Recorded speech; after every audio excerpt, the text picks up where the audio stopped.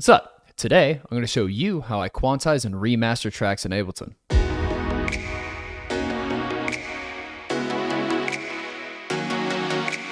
Now, I'm kind of just going to go through the process and talk about it as I go. I want in the future, from what people have been saying, it makes more sense for me to do it in a way of like, I'm making it and I'm talking through it while I'm making it. And the edits that I make for the week will be kind of based around those topics. So this week, it's going to be about quantizing and remastering old audio to make sure it snaps to a beat grid so that when you're DJing, you don't have to worry about constantly adjusting the platter here and there. Because a lot of times these older recordings were band recordings. So there's those little imperfections in the tempo that aren't necessarily like a deal breaker for DJs, but it's much easier if it's just quantized and it's right on grid for you when you're DJing. Let's see what to do next. Hopefully we could just get one where I don't have to add drums for an intro and I could just make it outright. What we're going to do is we're going to quantize this, make sure it's perfectly on grid. And the audio file looks a little bit low in terms of the volume, so we will be doing some limiting, maybe some compression to help increase the volume. So first things first, we're going to find our one, which is pretty much, yeah. And we're just going to go through and we're going to start laying down some warp markers. People like to do like a warp from straight, but it doesn't perfectly snap it on in my opinion. So I like to just go through manually. I know it's meticulous, but I'd rather it be right than it be wrong. So that's how we're going to do it. And I always put the metronome on too while I'm doing it. It can sound a little annoying, but I kind of just drown it out and use it more as a reference point.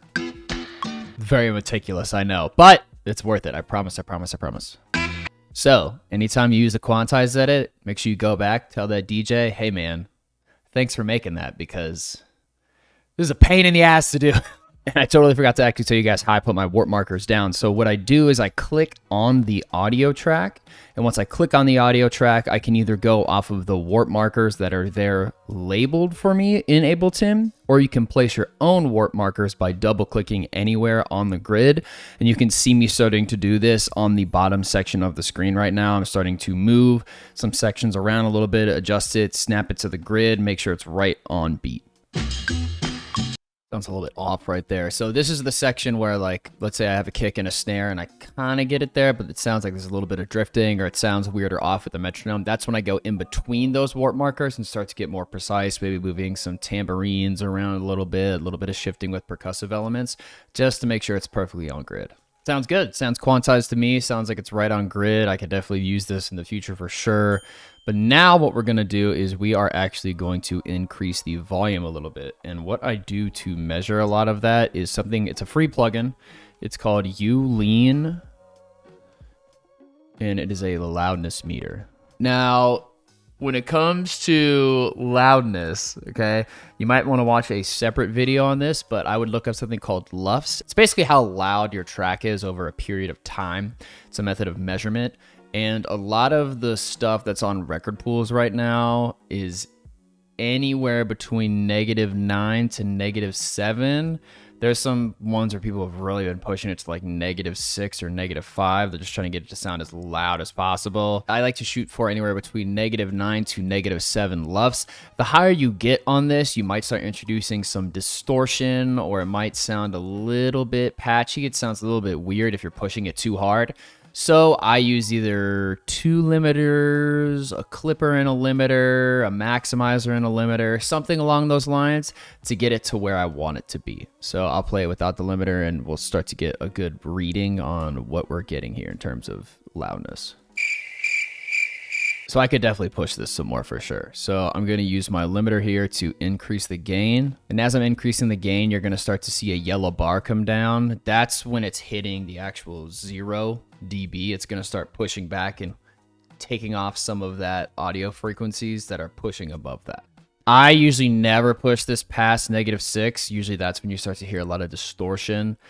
So anything past that, that's kind of my heuristic, but it changes depending on what you're doing to the audio. And you could see when I was kind of just going through listening, I actually dropped a utility on there, set it to bass mono at 100 Hertz. What I'm doing there is I am taking the bass frequencies that are in this track and I'm making sure that everything under 100 Hertz is in mono, which essentially means it's coming down the middle.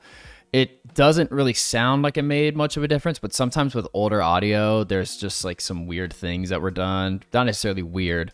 They might pan an instrument like a bass guitar, like far to the right or something like that, instead of having a predominant element like that with a lot of low end in the middle, which is usually what the standard practices for music today. Now, granted, there's technically no rules to this shit, but that's usually a rule that I follow, is keeping everything that's under 100 hertz right in the middle in mono. So for something like this, usually the master chain looks like this: utility, limiter, and then a loudness meter at the end, just to make sure I'm not doing anything too crazy, making sure everything looks good, and using my ears most importantly to make sure there isn't anything that sounds wonky once I actually start pushing this audio a little bit further. I push this less and less with more modern music, obviously, because it's gotten louder and the quality has improved drastically over time. So with these older ones, though, this is why you see a lot of the stuff on heavy hits, the quantized and remastered edits, because these edits are really quiet. You have to adjust the trim. It's not on. There's just a lot of stuff. We're just trying to alleviate those. Not that you guys can't do it. It's just that it makes it easier for everyone.